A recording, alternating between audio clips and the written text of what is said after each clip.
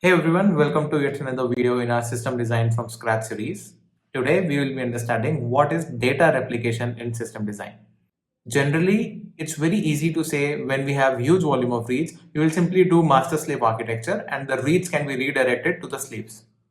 Well, what exactly is happening between master and slaves? How is this replication happening? What exactly does this replication log contain?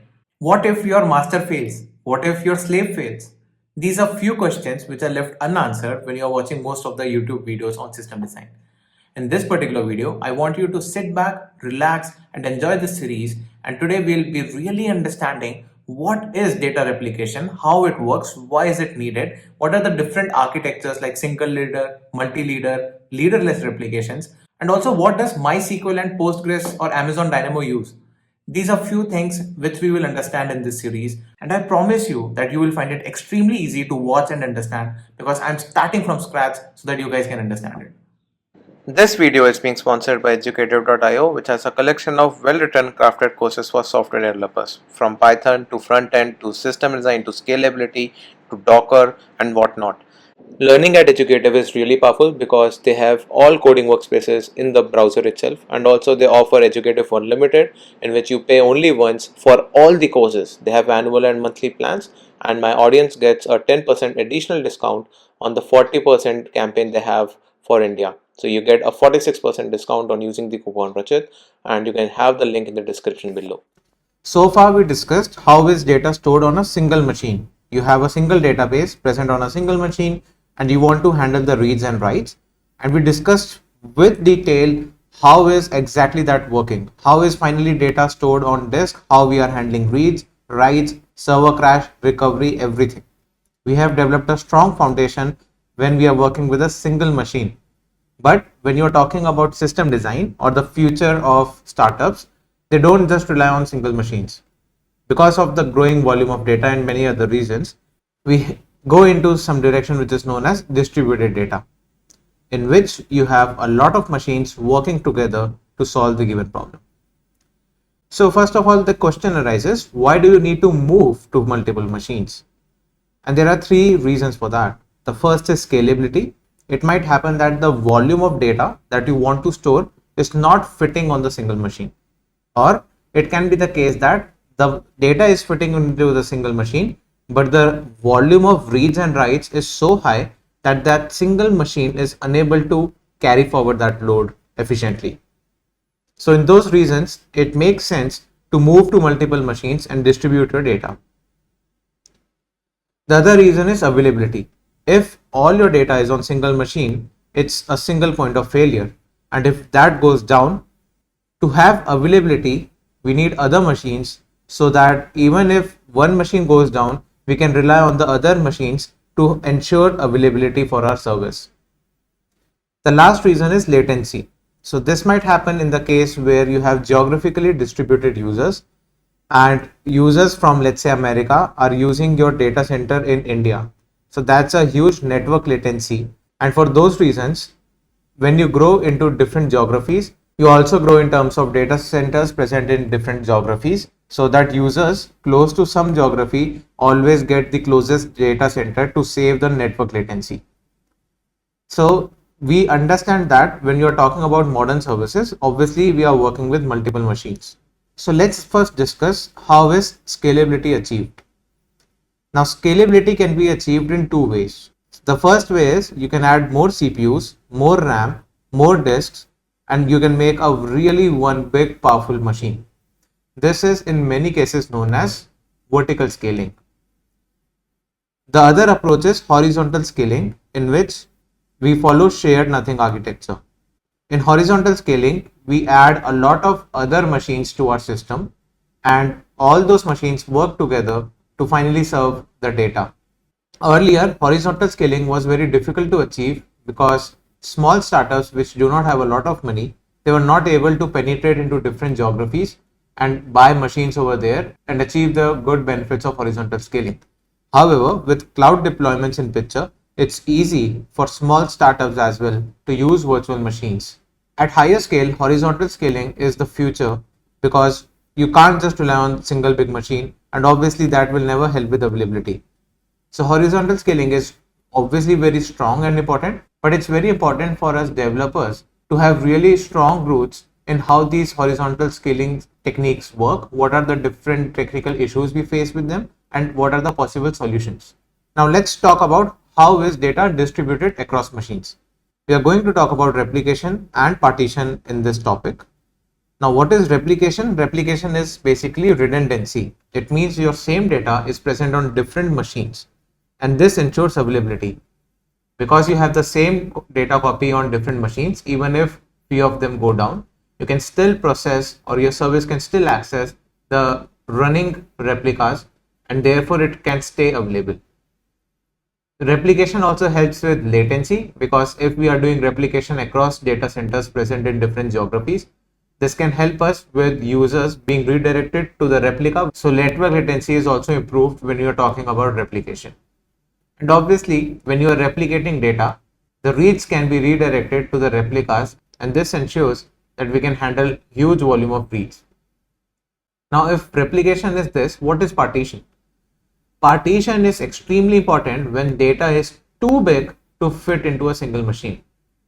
So in this technique, we basically create partitions of a data set, and we store different segments in different machines.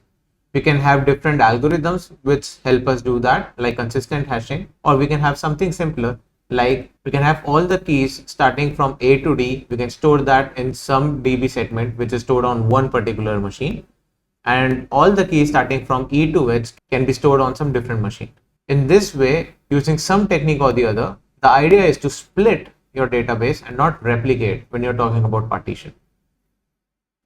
In this particular video, we are going to focus on replication. In future videos, we are going to deep dive into partitioning techniques.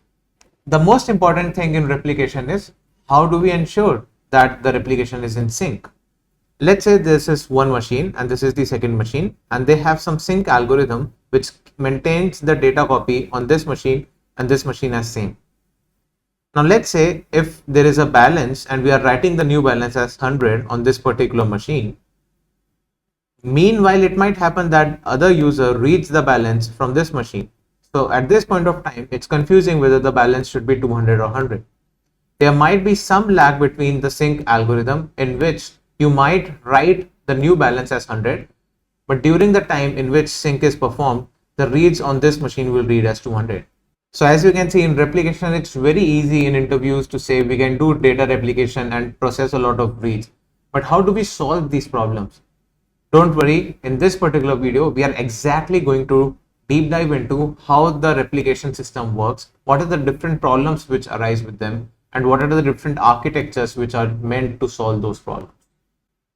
When we are talking about replication, there are three primary ways in which replication is executed. There is single leader architecture, there is multi-leader architecture, and there is finally the leaderless architecture. How single leader architecture looks like is something like this. You have some machine which is made as the leader, and there can be a lot of followers which maintain the sync with the leader. The leader is responsible for handling all the writes, whereas reads can be done from followers as well as leader. Now this sync algorithm can be performed in two ways. One can be synchronous and the other can be asynchronous. In synchronous replication, the user performing a write on the leader gets a response back only when all the followers have also processed the write. So this is very good with data durability, because all the followers are always in sync, and only then we release the control that we have processed your write to the user. In asynchronous replication, the leader processes the write and tells the user that your write has been processed. The replication to the followers is happening in background, and therefore asynchronous replication is faster, but obviously there can be a lot of problems as we have seen above, which may arise with asynchronous replication. At the same time, synchronous replication has its own downsides, and we will look into that. When we are talking about replication architectures, there are few points that we need to question to understand whether they are suitable for our needs. We need to understand whether we need to pick the synchronous mode of replication or should we go ahead with the asynchronous mode of replication. Few systems take a hybrid of both of them, and which is called as semi-synchronous architectures, in which the leader accepts writes and has one synchronous follower and the remaining followers are asynchronous. The next question that we need to ask ourselves is, what if a replica fails over? how does our strategy or algorithm ensures that we are able to handle replica failovers? Similarly, an important question to understand is, what if a leader fails over? How do these strategies handle those scenarios? When we talk about multi-leaders, how do we handle conflicts? When we are talking about multiple leaders, the writes on same data can be done at various leaders which are present in different machines. So how to handle those conflicts?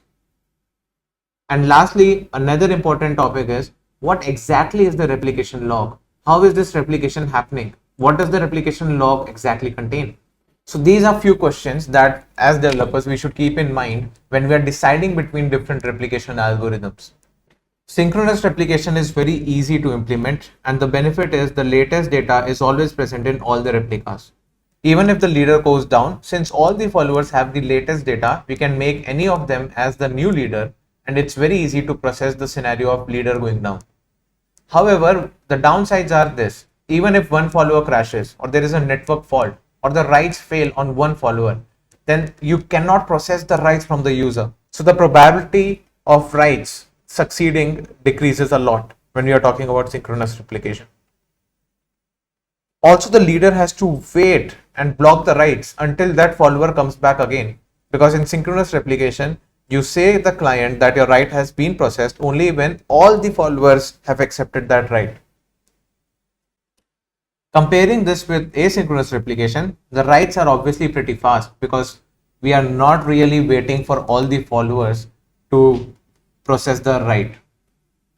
Generally, the replication lag may be less than 1 second because the replication is quite fast. However, the downsides for asynchronous replication are a lot. The followers may fall behind the leader by several minutes. You can perform stale reads because it might happen that the write has been processed by the leader, but when the read is happening from some follower, it is having stale data. When leader crashes and it's not recoverable, so data loss may happen because the leader has crashed and it's not recoverable. So few writes which were not replicated to the followers or even one of the followers, what happened to those writes? You can't recover them. So that is really bad and it's data loss. So therefore your writes may not be that durable. Despite all these down effects, asynchronous replication is something which is primarily used when you're talking about replication algorithms. Now let's talk about how to add new followers, because for more scalability or for more reasons, it might happen that your service needs more followers to distribute the load. So how do we do that? One way is you stop processing the writes on leader. You copy the data files from the leader to the new box or the new follower, and then you can continue to resume your operations in which the leader is processing the writes, and it also sends the replication log to this new follower. But this is bad because we are blocking the writes until the new follower resumes. What is the other alternative for this? Well, luckily we can do this without having any downtime. You can perform a snapshot at the leader, and we have different databases already support that. We also have third-party apps like BackupX for MySQL. So these perform consistent snapshot at a leader when you request it to do. We can then copy the snapshot to the new replica or the new follower where we want to set it up. I just want to make sure that leader is still processing the writes at this point. And we'll come to that part later, that when the leader is already processing writes, this snapshot that we had taken may have been stale by the time it was processed by the replica. The next point is follower will now ask the leader for data updates that happened after the snapshot. So snapshot must be attached with some sequence number in the leader's replication log. So in this way, when the snapshot is processed by the new follower, it can easily ask for all the data updates beyond that sequence number. Postgres calls this number as the log sequence number, whereas MySQL calls it as the bin log coordinates. So once it has processed all the data updates till now, it can now continue to receive further updates like other followers from the leader. The next thing to ask is, what if the follower goes down? It's easy to process and can be done in 4 steps. The first thing to do is for each follower to maintain the log of data changes that it has received from the leader. Now when the follower goes down and then it comes back up, it still knows the last transaction that it had processed. Then it can ask the leader for all the data updates beyond that point, and once it has processed that, it can simply continue to receive future updates like other replicas. The next thing to discuss is what if the leader goes down, and this is something which is really interesting. So first we need to have some leader failover detection algorithm which can notify us that the leader is down. A very easy strategy to do that is use heartbeat mechanism, in which you talk back and forth, let's say every 30 seconds with the leader, and if the leader does not respond us back, or if they miss heartbeats constantly, we can say that the leader has failed, and now it's time for us to choose a new leader from some replica. So out of the present replicas, you can easily choose a replica which has the latest data changes received from the leader. In this way, you are minimizing the staleness with the new leader coming into picture. The next step is to reconfigure the rights to this new leader that you have elected. And finally, when the old leader comes back up, it should now understand that it's a follower and it should recognize the new leader. And it should continue to receive and process the updates it receives from new leader because now it's a follower. Obviously, there can be a lot of problems when the leader fails over. When you're talking about asynchronous replication, this is prone to data loss and it's decreasing the durability. Because let's talk about the scenario when leader has some rights which were not replicated to any of the followers, and now the leader is down, right? And you're talking about asynchronous replication. You choose the new leader and now this old leader comes back up again.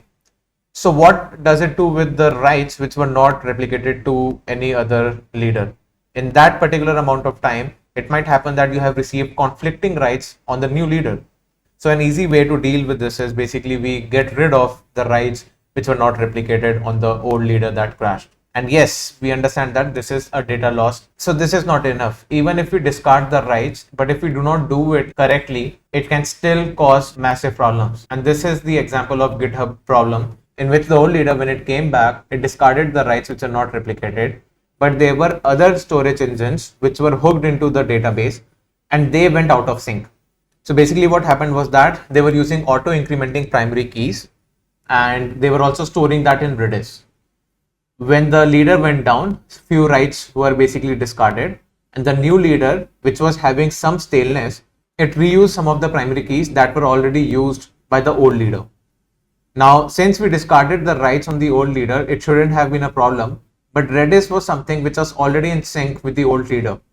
Because of this, when the new leader reused the primary keys, so this caused a privacy issue in which a lot of information was disclosed to wrong users.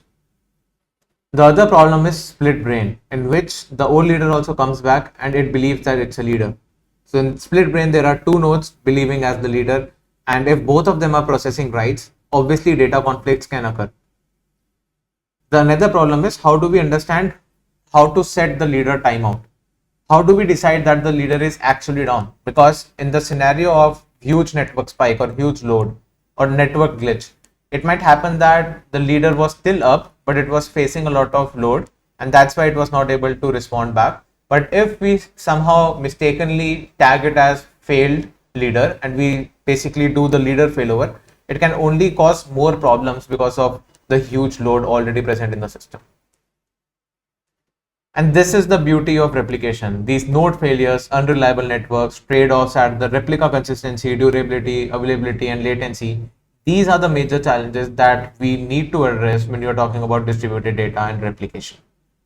So I hope now you are getting a gist of how this replication and what are the talking points when you're talking about replication in distributed data. But what exactly is that replication log algorithm? What does that replication log contain? Now let's understand that. So the replication log can be implemented in multiple ways. One is statement based, the other is write ahead log, the other is logical log, and finally we have trigger based. Let's try to understand one by one what do these mean. In statement based approach, what the leader does is in the replication log, it actually stores the actual MySQL or Postgres statements which are being used for handling the writes. Now the writes can be insert, update, or delete statements. So exactly those statements are stored in the replication log, which are synced to all the followers. A very easy problem which we can encounter in this is, what if the write statements are using something like now for time or rand for some random number? So if you try to process this without any intelligence, the followers may have different values when they process the write statements, and therefore your database can go corrupted. However, having said that, MySQL up to version 5.1 used to use this approach, but with some intelligence in the fashion that the statements which might change with time, or if processed again, they might lead to different results. Those were not deterministic statements, and for those part of the statements which are not deterministic, it used to replace that with the actual values. So when it was storing the statement in replication log, it would replace now with the actual time that leader had used. Similarly for rand, what was the random number chosen, it used to replace that. DB is also something which is using statement based approach. The other approach that we have is write ahead log. In write ahead log, we have discussed LSM trees and B trees. In LSM trees, we saw that they finally wrote their data into the log segments, and in B trees, we saw that all the modifications before they went to processing, they were stored in a WAL log. Now these log files were append only logs, and these can also be replicated to the followers, which can process the data accordingly.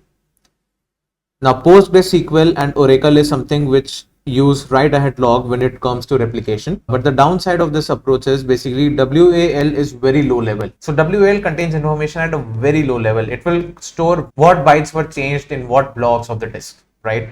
So it's very directly coupled to the storage engine, and it's very tough because of this to have different versions of database running on leader and follower.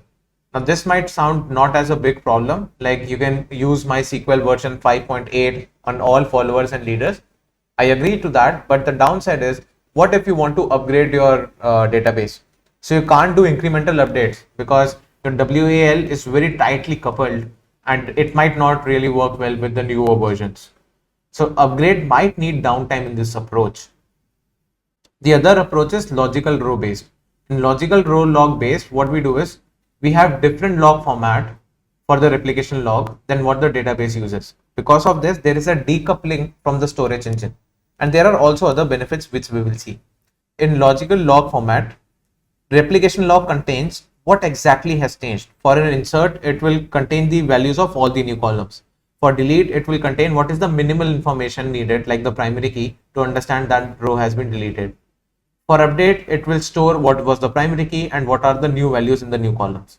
MySQL, when configured with binlog, uses the logical row log algorithm for performing replication.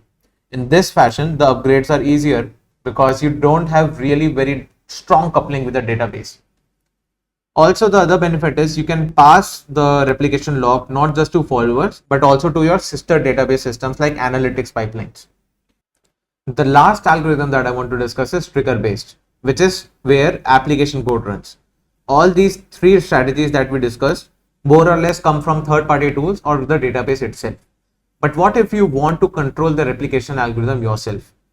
Well, databases provide a mechanism known as trigger, in which whenever database changes, it triggers whatever application code you want to do. Now your application code can then log the new change into a new table, which an external process can read. DataBase for Oracle and Bucardo for Postgres use this technique. Now triggered based is something which is really complex because obviously it deals with application code, and as developers we have to be really careful about how we do all these replications ourselves. Now obviously the biggest problem with replication and distributed data is there might be some lag, or what we call as the replication lag, between the leader and followers. So what are the few things which can go wrong and how can we fix them? Alright, I hope you found this video informative, and if that's the case, make sure to subscribe and hit the bell icon so that you don't miss further updates from my side. Thanks for watching, and as always, happy coding. Bye bye.